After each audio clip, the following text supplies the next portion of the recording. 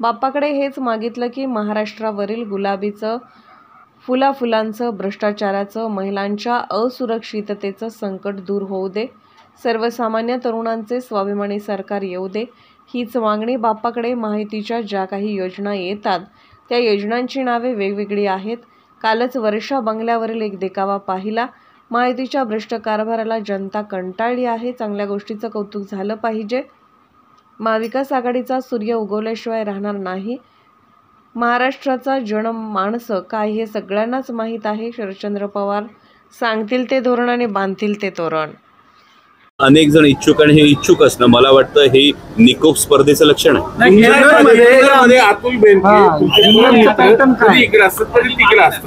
शेवटी निर्णय तुम्ही घेणार आहात.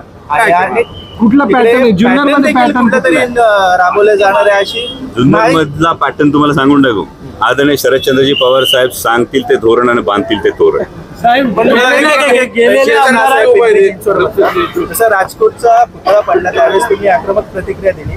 आता पिंपरी चिंचवडच्या संभाजी महाराजांच्या पुतळ्याला तडा गेला, अजून तो बांधले गेले नाही, त्याबद्दल तुमची प्रतिक्रिया आली नाही असं या संदर्भामध्ये मी सविस्तर आयुक्तांकडून सुद्धा माहिती घेतली. त्या संदर्भात जे जे अधिकारी आहेत त्यांच्याकडून ही माहिती घेतली आणि पुतळा बांधण्याची परवानगी आणि या सगळ्या परवानग्या हे झाल्यानंतर मी स्वतः नक्कीच त्याची पाहणी करणार आहे आणि ती पाहणी झाल्यानंतर माझी प्रतिक्रिया. निष्ठावंत आहे का? गेलेल्या आमदारांमध्ये अजूनही काही निष्ठावंत आहे का? जे गेले त्यांना निष्ठावंत म्हणणार कसं?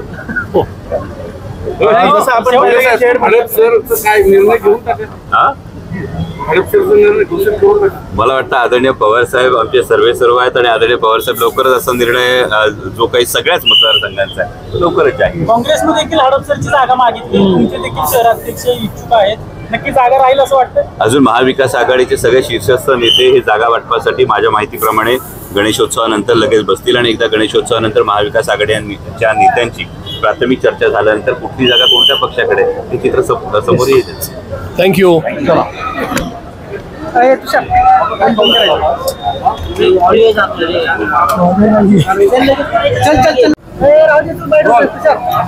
आज पुण्याच्या ग्रामदेवतेचं दर्शन घेतलं, नेमकी काय साकडं घातलेलं आहे आणि काय मागणी? बाप्पाकडे हीच मागणी केली की महाराष्ट्रावरचं जे गुलामीचं, फोडाफोडीच्या राजकारणाचं, भ्रष्टाचाराचं, महिलांच्या असुरक्षिततेचं जे काही विघ्न आहे ते दूर होऊ दे आणि महाराष्ट्रात लवकरच बळीराजाचं, सर्वसामान्य मराठी तरुणाचं स्वाभिमानी सरकार हे येऊ दे हीच मागणी बाप्पाकडे. काल जसं आपण पाहिलं दादांचं असेल बारामतीमध्ये मिठाच्या गडापर्यंत पाहायला मिळत आहे. कुठेतरी पोस्टर दाखवलं जाते तर त्यांच्या समर्थनात युद्धाभिषेक घातलं जातं. काय वाटतं? मला वाटतं मुळातच महायुतीच्या सरकारमध्येच ही एक वाक्यता नाही आहे. ज्या काही योजना येतात या योजनांची नावं प्रत्येक ठिकाणी वेगवेगळी येतात. आपण बारामतीतला इन्सिडेंट सांगितला, त्याच पद्धतीनं काल आपल्याच माध्यमातून वर्षा बंगल्यावरच्या देखाव्यातली गोष्ट पाहिली आणि वर्षा बंगल्याच्या देखाव्यातच एका उपमुख्यमंत्र्यांचा फोटो नाही ही गोष्ट आपल्याच माध्यमातून समोर आहे. त्यामुळे ही एक वाक्यता नाही आहे आणि मुळात महायुतीच्या सरकारच्या एकूण भ्रष्ट कारभाराला महाराष्ट्रातली जनता पूर्णपणे कंटाळलेली आहे, पूर्णपणे विटलेली आहे आणि महाराष्ट्रातल्या जनतेनं खरं तर निर्णय घेतले. कालही एक सर्व्हे समोर आला. या सर्व्हेमध्ये महाराष्ट्राच्या जनमानसामध्ये महाविकास आघाडी आहे हे स्पष्ट झालेलं आहे आणि त्यामुळे ही जी कुरबूर आहे ही कुरबूर महायुतीचे उत्तरोत्तर आणखी वाढताना दिसेल. जेएनयू मध्ये शिवाजी महाराज न्यास सुरू झालं म्हणजे खूप दिवसांची मागणी विलासरावांच्या काळापासून स्टडी सेंटर तसं बघतं म्हणजे खरं तर चांगली गोष्ट आहे. आपल्या महाराष्ट्राची घोषणा आहे पण उशीर झाला तर नक्की उशीर जरी झाला तरी सुद्धा एखादी चांगली गोष्ट होते त्याचं कायम कौतुक केलं पाहिजे, त्याचं कायम त्याच्या पाठीशी उभं राहिलं पाहिजे आणि याबरोबर छत्रपती शिवाजी महाराजांचा केवळ जयघोष होऊन चालणार नाही तर छत्रपती शिवाजी महाराजांचे विचार जे जो शिवविचार आहे तो सुद्धा अंगी मानवण्यासाठी प्रयत्न झाले पाहिजेत. हीच छत्रपती शिवाजी महाराजांना खरी आदरांजली असते. काल सुप्रिया सुळेंनी एक ट्विट केलेली आहे ज्यामध्ये बारामती कार्यक्रम होतो तर तिथल्या आमदाराला, स्थानिक आमदाराला, खासदाराला किंवा पवार साहेबांनाही निमंत्रण आहे. तर सुनेत्रा पवार यांचं नाव लिहिलं गेलेलं आहे. सोबतच काही नेत्या मंडळींचे देखील तिथे नाव आहे. प्रोटोकॉलनुसार ते सगळी शासकीय पत्रिका छापलेली गेली नाहीये. काय वाटतं? पण दुर्दैवी हीच गोष्ट मागे सुद्धा जेव्हा बालेवाडी स्टेडियमला कार्यक्रम झाला लाडकी बहीण योजनेच्या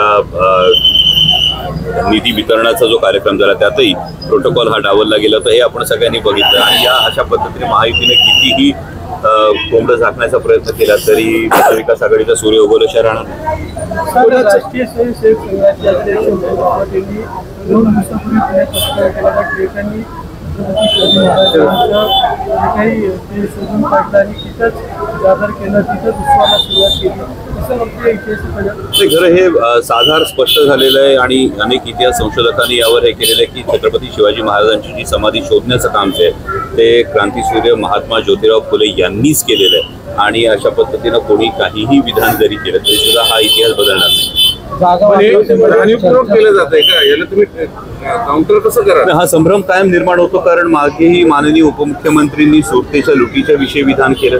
अशा पद्धतीनं हा इतिहासाचा जो विपर्यास करण्याचा जो कायम प्रयत्न होतोय महाराष्ट्रातली जनता पाहते आणि ही जी जाज्वल्य प्रेरणा आहे ती जाज्वल्य प्रेरणा म्हणजे माननीय उपमुख्यमंत्री महोदयांनी सुरतेच्या लुटीविषयी उल्लेख केला तर मग गुजरातच्या त्यांच्या बॉसेसना कदाचित त्यांना धास्ती वाटते म्हणून त्यांनी असं विधान केले असे प्रश्न मनात निर्माण होतातच. त्यामुळे हा जो पर्यायी हा जो इतिहासाचा विपर्यास करण्याचा जो प्रयत्न केला जातोय हा महाराष्ट्र कधी खपवून घेणार. न्यासावर जे नियुक्त केलेली मंडळी नावं आहेत तुम्हाला काही आक्षेप आहे का? न्यासावर जेएनयूचे न्यास जे नेमलंय काय आक्षेप आहेत ते? एका न्यासावर आक्षेप घ्यायचा की सगळ्या युनिव्हर्सिटीजवर ज्या काही गोष्टी होत चाललेल्या ज्या नियुक्त्या होत चाललेल्या एकूणच देशातल्या ज्या नियुक्त्या होत चाललेल्या या नियुक्त्यांपैकी ज्या कुणाच्या नियुक्त्या झाल्यात त्यांना तो नैतिक अधिकार आहे का याची चाचपणी होणं हे खरंच गरजेचं आहे. त्याविषयी तितका निरक्षीर विवेक बुद्धीनं त्या प्रत्येकाचा छत्रपती शिवाजी महाराजांचा अभ्यास करण्याचा किंवा छत्रपती शिवाजी महाराजांचा जो शिवविचार आहे हा पोहोचवण्याचा या प्रत्येकाचा वकूब आहे का याचा सुद्धा विचार होणं गरजेचं आहे. जागा वाटपा संदर्भात अनेक आता चर्चा सुरू झाल्यात आणि अनेक जण म्हणजे महायुतीमधून महाविकास आघाडीकडे यायला तयारी किती लोक संपर्कात आहेत? मला वाटतं तुमच्या या प्रश्नातच त्याचं उत्तर आहे कारण महाराष्ट्राचा जनमानस काय आहे हे सगळ्यांना समजून चुकलेलं आहे आणि त्यामुळं महाराष्ट्र फोडाफोडीच्या राजकारणाला खोक्यांच्या राजकारणाला अजिबात धूप घालणार नाही ही गोष्ट समोर आलेली आहे. महाराष्ट्र हा देशासमोर एक स्वाभिमानाचं प्रतीक उभं करणार आहे आणि त्यामुळे ही रांग लागणं हे अगदी स्वाभाविक आहे. कुठला पॅटर्न पाहायला मिळणार आहे? पहिली मेगा कुठला पॅटर्न पाहायला मिळणार?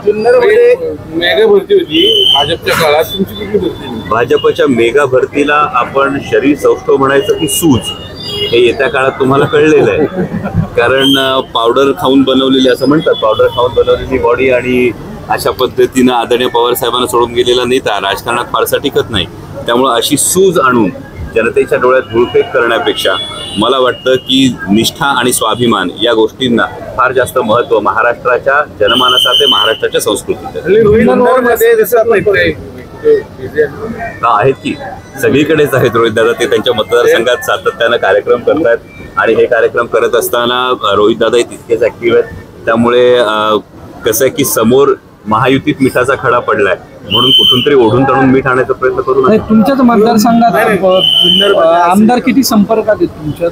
परत एकदा एकच आमदार आहे ना?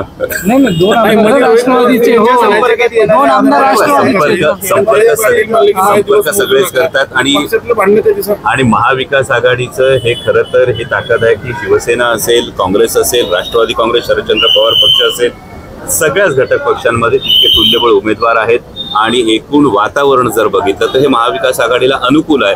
त्यामुळे महाविकास आघाडीची सत्ता महाराष्ट्रात येणार ही काळ्या दगडावरची रेग आहे. त्यामुळे अनेक जण इच्छुक आणि हे इच्छुक असणं मला वाटतं हे निकोप स्पर्धेचं लक्षण आहे. अतुल बेनके इकडे असतात तरी तिकडे असतं, शेवटी निर्णय तुम्ही घेणार आहात. कुठला पॅटर्न जुन्नरमध्ये पॅटर्न राबवले जाणार आहे अशी जुन्नर मधला पॅटर्न तुम्हाला सांगून टाकू. आदरणीय शरदचंद्रजी पवार साहेब सांगतील ते धोरण आणि बांधतील ते तोरण. साहेब